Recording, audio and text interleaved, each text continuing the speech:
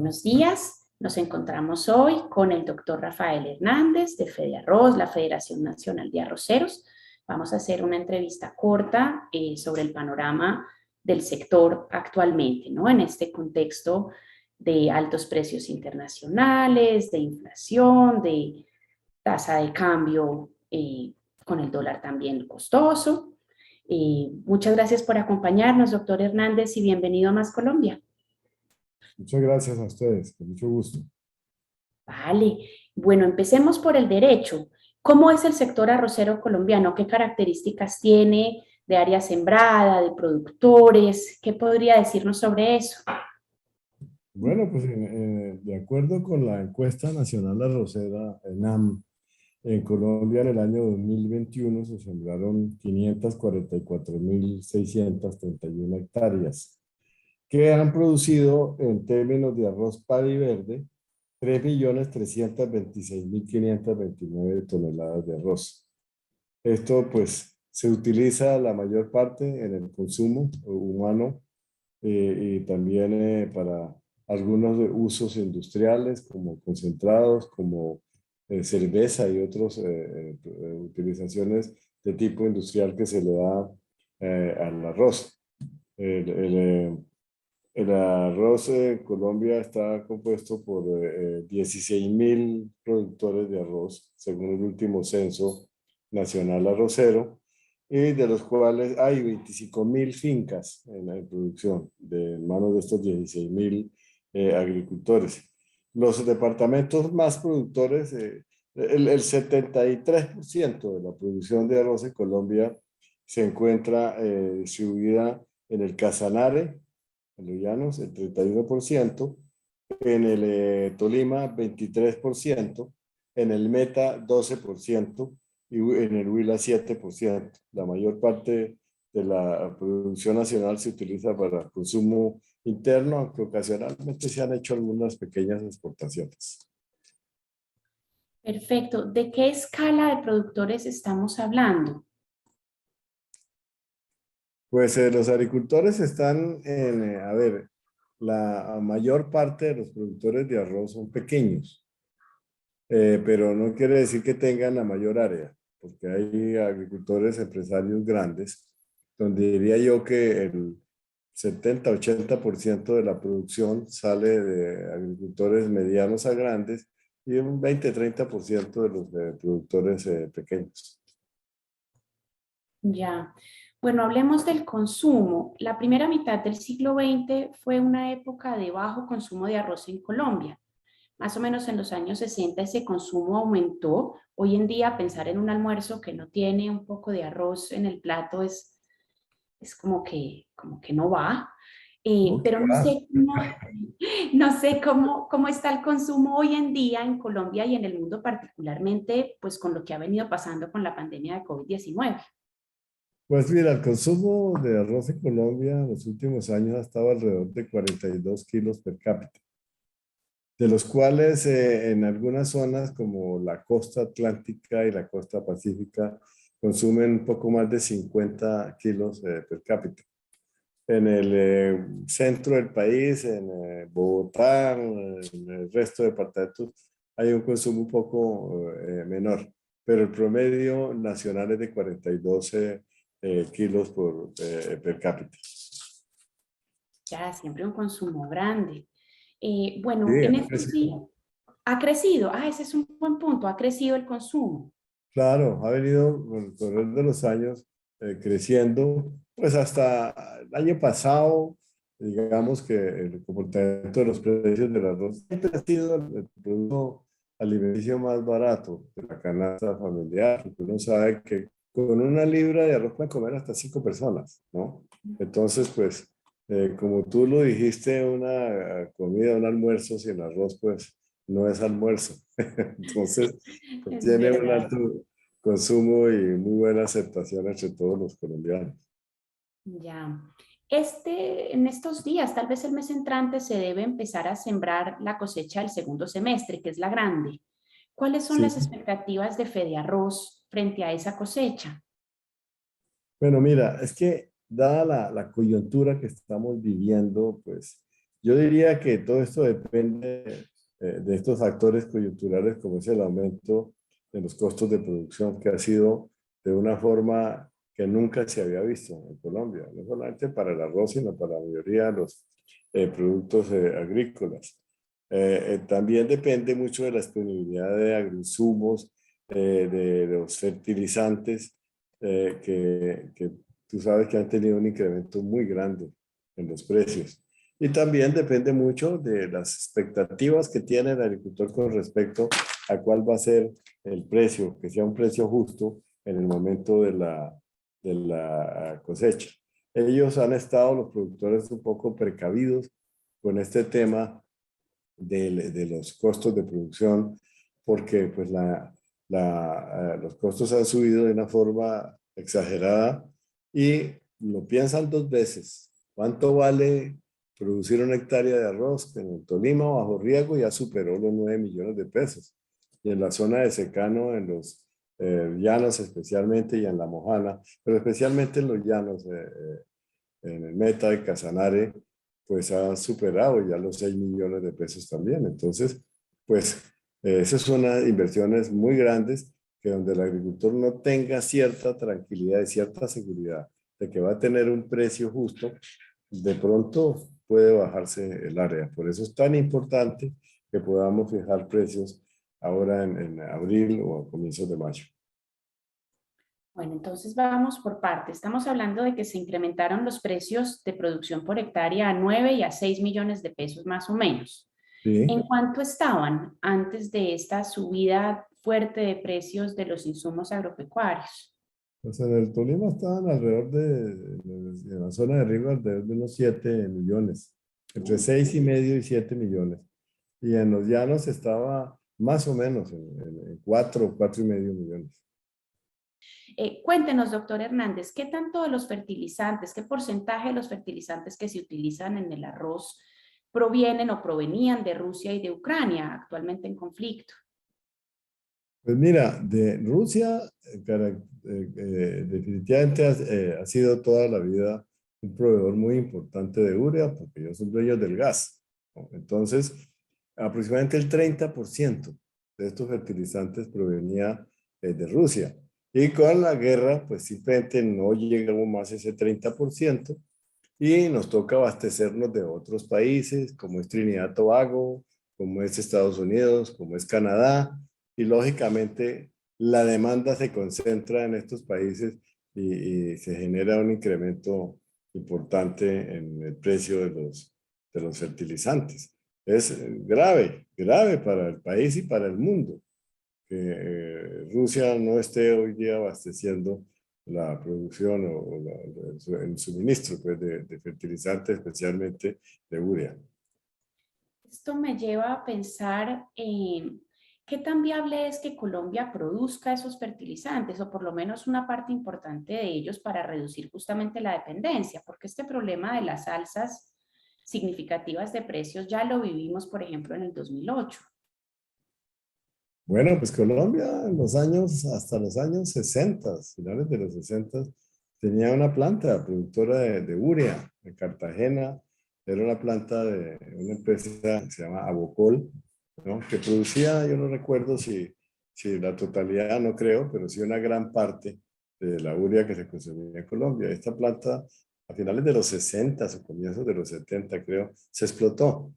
Se acabó eso y nunca jamás se volvió a hacer en Colombia una planta de fertilizantes, aunque le hemos pedido al gobierno que se construya una planta de urea teniendo materia prima en zonas como los llanos orientales. Pero nunca hemos sido escuchados. Las respuestas han sido de que no es suficiente el gas que se produce en Colombia para montar una fábrica, pero yo pienso que se puede hacer una fábrica pues acorde con las disponibilidades que tengamos de materia prima. Pero fíjense ustedes en las que estamos ahora. No tenemos fertilizantes y los que están llegando llegan supremamente caros. Yo hablé con muchos de los importadores de urea especialmente. Les pregunté si había suministro para esta cosecha. Me han dicho que sí, está suficientemente abastecido. ¿Y qué va a pasar el semestre entrante? No, pues también va a haber suministro, pero más caro. Entonces, eso es lo que nos preocupa, porque sin fertilizantes, sin nitrógeno, sin fósforo y sin potasio, no hay agricultura. Bueno, ¿y cómo es este proceso de fijar los precios del que hablabas ahorita? Mira, desde hace años se creó a nivel del Ministerio de Agricultura el Consejo Nacional del Arroz, donde asistimos todos los actores de la cadena, los productores, los industriales, participan en los núcleos arroceros de diferentes sitios, tiene participación de la industria, que es la que compra el arroz, y también asisten aquí Planeación Nacional, el Ministerio de Agricultura que preside este consejo, está también el Ministerio de Comercio Exterior, en fin, hay buena participación por parte del gobierno en esto. Ahí se discuten los costos de producción, se mira la coyuntura que se está viviendo en ese momento y ahí hay un paso importante que siempre termina en algún tipo de negociación respecto a los precios, que de eso depende si el agricultor siembre o no siembre. Perdón.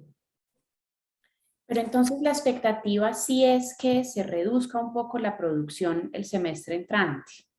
Es probable, Talia, porque pues hay mucho agricultor que no le fue bien el año pasado. Es que el 2021 fue un año muy malo para los productores de bajísimos precios. Entonces, pues no creo que estén dispuestos a arriesgarse a que suceda lo mismo que en el año 2021. Y es probable que con los actuales costos hay algunos que resuelvan no hacerlo porque o no tienen el músculo financiero para hacerlo o tienen el temor de que de pronto el precio baje o suban más los costos y de pronto tenga un descalabro. Claro, entiendo. Bueno, ya miramos un poquito cómo está la producción acá y qué se espera. Miremos ahora el tema internacional. Lo que entiendo es que las importaciones de arroz se hacen mediante subastas o se definen mediante subastas. ¿Cómo funcionan esas subastas? Por favor, si nos explicas para personas no tan expertas en el tema. Mira, cuando las negociaciones del TLC con Estados Unidos, encontramos que las exportaciones de arroz que hacía Estados Unidos a la Unión Europea se sometían en Estados Unidos a una subasta. ¿Para qué?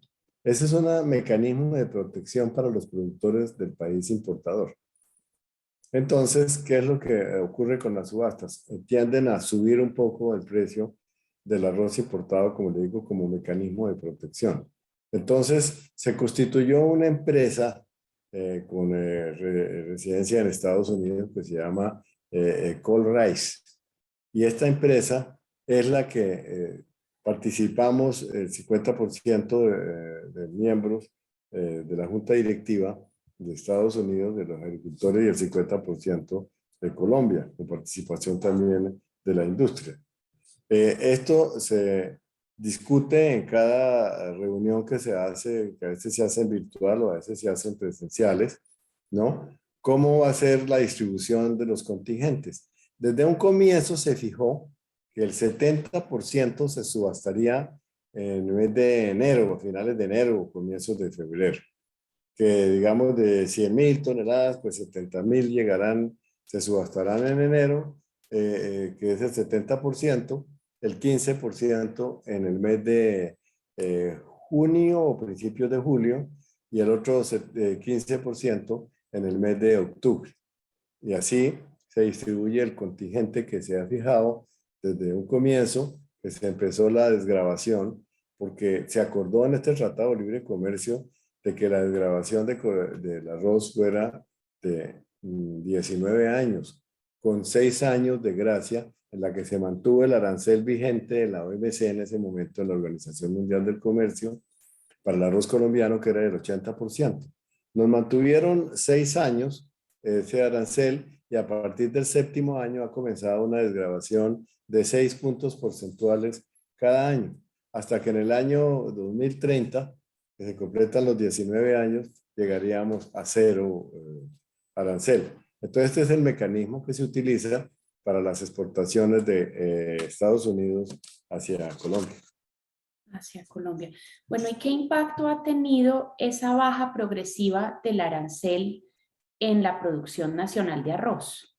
Bueno, pues el impacto es que tenemos que volvernos competitivos. Precisamente ese plazo de 19 años y los 6 años de gracia, supuestamente era para que lográramos nosotros ir consiguiendo la competitividad. No es fácil, Natalia. ¿Por qué? Porque esto implica un cambio cultural en los productores. Nosotros, desde un comienzo de estas, que empezó a funcionar el TLC, empezamos a buscar qué posibilidades teníamos nosotros de mejorar la competitividad y ahí revisamos los censos arroceros que hemos hecho y encontramos de que en Colombia había oferta tecnológica, lo que no había era adopción. Miramos en Brasil y en otras partes qué se estaba haciendo.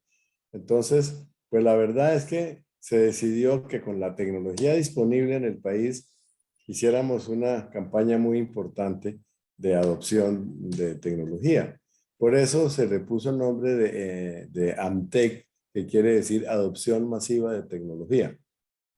Esto tiene que ver mucho con el manejo del cultivo, tiene mucho que ver con la genética que tenemos, con la agronomía en general, que la agronomía es la disciplina del manejo del cultivo, de manejo del agua, las épocas de siembra, la fertilización, etcétera. Y hemos venido creciendo, disminuyendo los costos de producción de una forma importante, porque se ha utilizado o se está utilizando mucho menos fertilizantes, en el riego mucho menos agua, en las semillas se está utilizando el 50% de la semilla en ese programa ANTEC que se tenía años atrás, disminución del agua, de riego, el 42% menos de agua. Y en cuanto a fertilizantes, se ha conseguido una disminución entre el 15 y el 20 o 25%, dependiendo de la zona. Y también una disminución importante en el uso de herbicidas y pesticidas en general. Esto, pues, ha tenido como consecuencia disminuciones ya de los que utilizan el sistema AMTEC, producir arroz ya con el 15% por debajo del arroz, lo que cuesta traer una tonelada de arroz americano. Esto ha sido muy importante, pero como te digo, implica un cambio cultural. Sin embargo, en el país ya alrededor del 60% del área en Colombia está utilizando unos 100% todos los parámetros de ANTEC y estos son los que están produciendo más bajo. Y en el resto, en la producción del cultivo de la forma tradicional, pues se ha empezado cada uno a utilizar uno, dos o tres parámetros el AMTEC y han logrado bajar los costos y ya se aproxima el costo del producto del cultivo tradicional con el cultivador de AMTEC, lo que quiere decir que estamos consiguiendo la tecnología y esperamos tenerla completamente, por lo menos el 80 o el 90% del área en Colombia bajo AMTEC, alrededor del año 2027 o 2028. Por ahora, ¿en qué regiones y qué tipo de productores son los que más han avanzado en la implementación de AMTEC? Bueno, en las zonas de riego principalmente, en el Tolima, el Huila, en algunas zonas de la costa, en el Valle del Cauca. ¿Por qué? Porque pues son los más avanzados en la utilización de tecnología y que además disponen del agua de riego que le permite sembrar oportunamente y tener el riego y no tener los riesgos que corre el agricultor secanero, que de pronto en plena siembra o cuando tiene el arroz en 50, 60 o 80 días, de pronto hace 15 días de sequía y ahí corren el riesgo de que se le bajen los rendimientos. Entonces, por eso en esa zona de riegos es donde más avanzado ha estado esto. Pero eso no implica que los secaneros no lo están utilizando. Lo están utilizando y con muy buenos resultados. No solamente en el arroz, sino en otros productos, porque es que el AMTEC es un sistema de producción que no es exclusivo del arroz. Sirve para el maíz, para la soya, para el algodón, etc. Ok, o sea, estamos hablando sobre todo de medianos y de grandes productores, que son los que tienen pues mayor adopción de tecnología, digamos, de antes de la implementación de AMTEC. Sin embargo, si uno analiza el resultado de los censos, el pequeño o pequeñito agricultor es eficiente. Precisamente por la área pequeña que tiene, puede tener mucho mayor atención personal a su cultivo. Ujú. Vale, perfecto. Interesante esa idea, ¿no? O sea, como que puede ser eficiente no tanto por la adopción de gran maquinaria y de sistemas de riego y demás, sino por la atención al detalle de las hectáreas que tiene sembradas. Claro que el ANTEC es un sistema que implica cambiar un poco los equipos tradicionales. Depende mucho, mucho en el ANTEC la nivelación del terreno.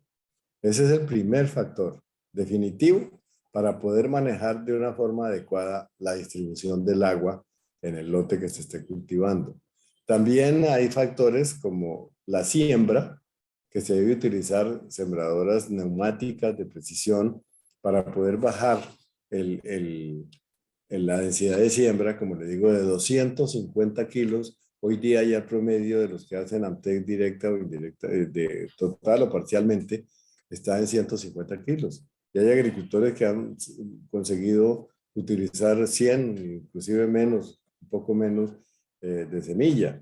También el caballoneo, que requiere unos equipos que son, lo llaman taipa, que es un producto, un implemento de mecanización que permite hacer las curvas de nivel de una forma más uniforme que lo que se hacía antes a punta de pala o de garlancha, ¿no? Y se está utilizando los rayos de láser para precisamente nivelar, para caballonear, y en algunos casos se está utilizando un equipo que se llama el RTK, que es el que produce, el que permite dar una nivelación casi que perfecta y una caballoneo también.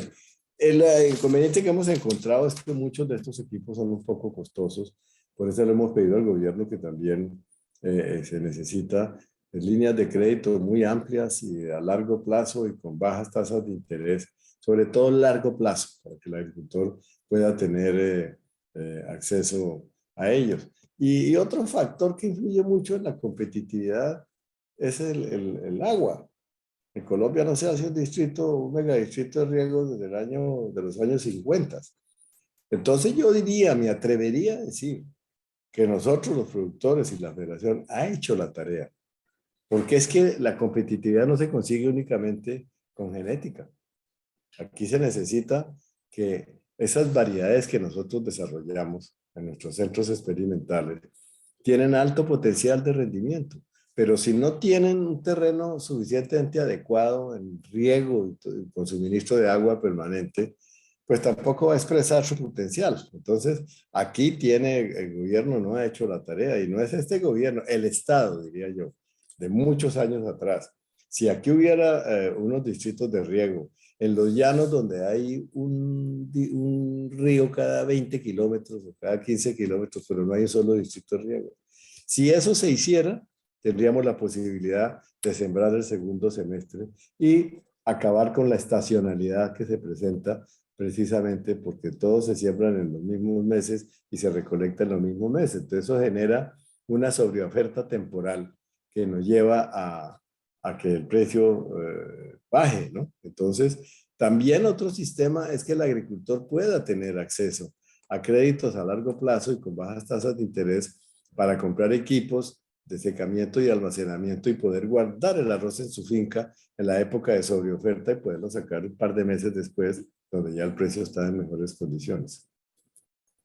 Ya, bueno, Fedesarrollo hizo un estudio en su momento que reconoció los avances en AMTEC, pero hace unos meses sacó otro estudio, pues con resultados muy, no sé, preocupantes, que dicen que para el año 2030 podría desaparecer el 39% del sector arrocero colombiano, en términos de área sembrada, de número de productores y de unidades de producción agropecuaria, de UPAs.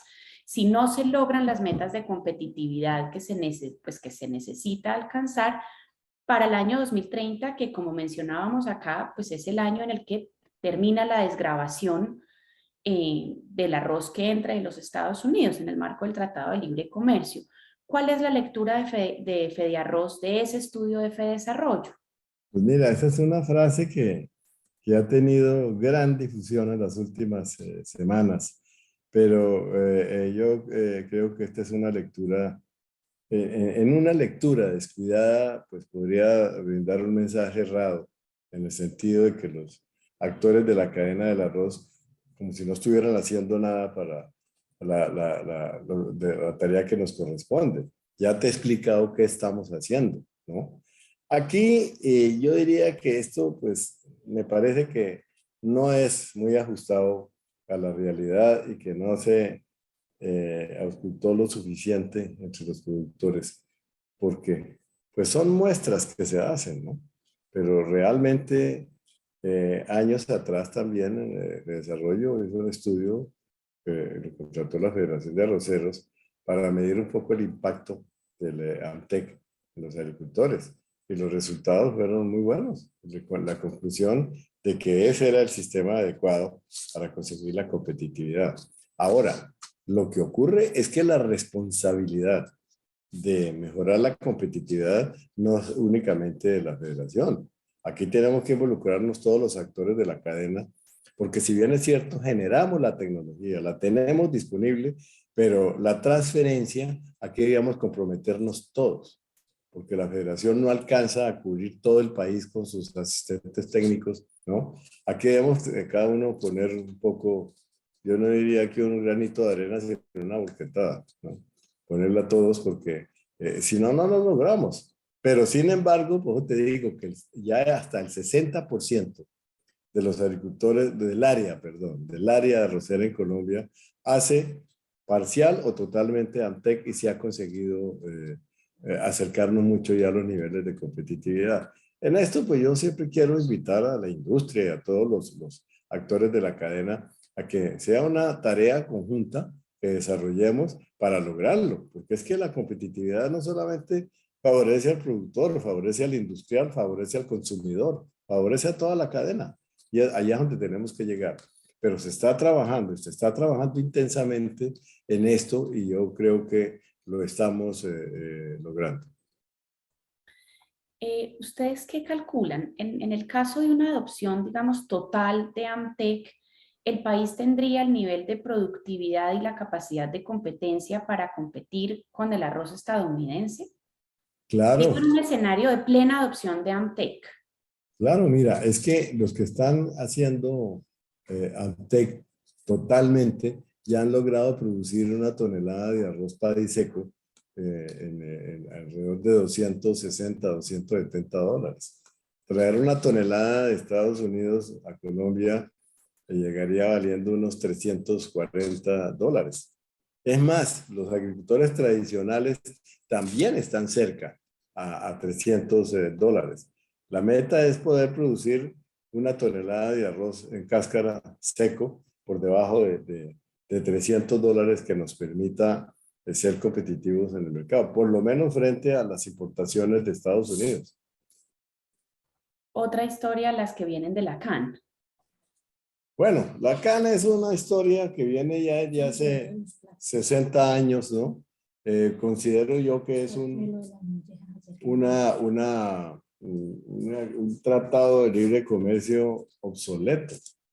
Hemos pedido en todos los tonos que se revise, ¿no? Porque no es equitativo para Colombia. Se hizo cuando Colombia tenía la ventaja comparativa frente a Ecuador y Perú. Pero actualmente el mismo presidente se ha comprometido con la Federación, en su Congreso Arrocero del año 2019, a que lo revisaría y que aprovecharía su presidencia pro tempore de la CAN para ayudarnos en esto, pero definitivamente no se logró. No sé cuál fue la razón. Entiendo que aquí ha habido mucha presión de la industria y de los importadores ecuatorianos y peruanos y de los exportadores colombianos. Pero yo pienso que en este momento, Ecuador, pues podría mandarnos arroz, pero su disponibilidad no vaya más allá de 20 o 30.000 toneladas. ¿Por qué? Porque tampoco tiene existencia suficiente para hacernos grandes exportaciones. ¿Y qué pasa con Perú? Perú es un país deficitario en arroz. ¿Y qué está ocurriendo? Ellos importan de Uruguay y de otros sitios, ¿no? Y el arroz allá está mucho más caro que Colombia.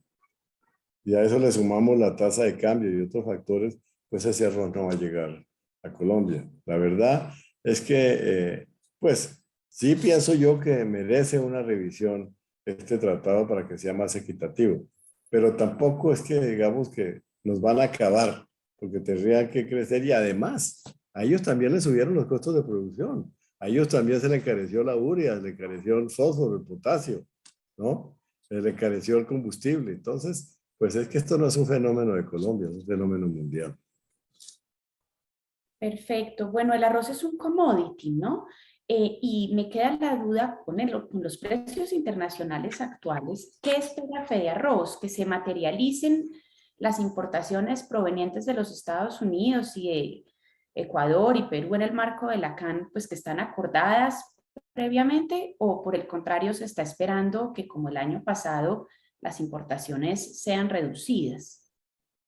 Pues es que yo nunca he estado de acuerdo como se ha manejado esta política de comercio exterior, especialmente en el tema del arroz, porque tanto Ecuador como Perú siempre quieren poner de comodín el arroz, ¿no? Y le dicen a Colombia, si usted no me recibe arroz, le pongo sanciones a los demás productos, ¿no? Y escogen 10 productos, los más que tienen mayor peso en la canasta de exportaciones de Colombia hacia estos países, y lógicamente obligan a Colombia a que para que no le pongan sanciones, pues sacrificar el arroz. Eso es lo que hay que revisar, porque los acuerdos de libre comercio tienen que ser de doble vía. Y vaya a ver si en Ecuador o Perú no reciben una tonelada de arroz colombiano. No lo reciben. Por eso digo, es inequitativo y requiere una revisión de fondo. Pero entonces estamos esperando el ingreso, digamos, del contingente completo de arroz peruano, ecuatoriano y estadounidense este año, o por el contrario, se espera que en realidad no se materialice. Mira, el año pasado de 90 o 100.000 toneladas que había un contingente, no llegaron 10.000 toneladas. Mm. ¿Por qué? Porque no lo tenían. Entonces, o porque estaba más alto el precio allá que acá. Entonces, pues aquí es donde se juega un papel muy importante la competitividad y lo que se haga para mejorarla, indudablemente. Ok, o sea, no sabemos muy bien si va a entrar el contingente completo. Pues no creo que entre por lo que te dije anteriormente. Tendrán 20 o 30.000 toneladas disponibles de un contingente aprobado como de más de 200.000 toneladas. Perfecto. Bueno, y en esa medida, entonces, ¿qué se espera para los precios el semestre entrante? ¿Que se mantengan más o menos los precios que tenemos actualmente, o que pase qué con eso? Bueno, pues en cuanto a los precios, al productor se espera y debe ser así, que haya un precio equitativo. Puede que no sea el precio de hoy, porque es que una cosa es el precio cuando no hay suficiente oferta y otra cosa es cuando hay sobreoferta. Tendrá que haber alguna disminución, pero que no se ponga por debajo de un precio razonable y equitativo para el agricultor, que eso es lo que tenemos que discutir con el ministerio, con los industriales y con todos los eslabones de la cadena en el Consejo Nacional del Arroz. Bueno, doctor Hernández, pues muchas gracias. No sé si hay alguna otra cosa que quiera que toquemos en este final de la entrevista, algún mensaje que quiera mandar, algo que nos falte por revisar. Pues invitar a todos los colombianos a consumir arroz. El arroz es un alimento completo, da carbohidratos, da proteínas, ¿no? Y además no tiene gluten. No Entonces tiene es muy gluten. importante para ustedes las damas que cuidan tanto sus líneas. Bueno, a comer arroz entonces. Doctor Hernández, muchas gracias. Mucho gusto y esperamos tenerlo de vuelta en Más Colombia. Con mucho gusto, cuando quieras, Natalia. Muy amable. Muchas gracias. Gracias.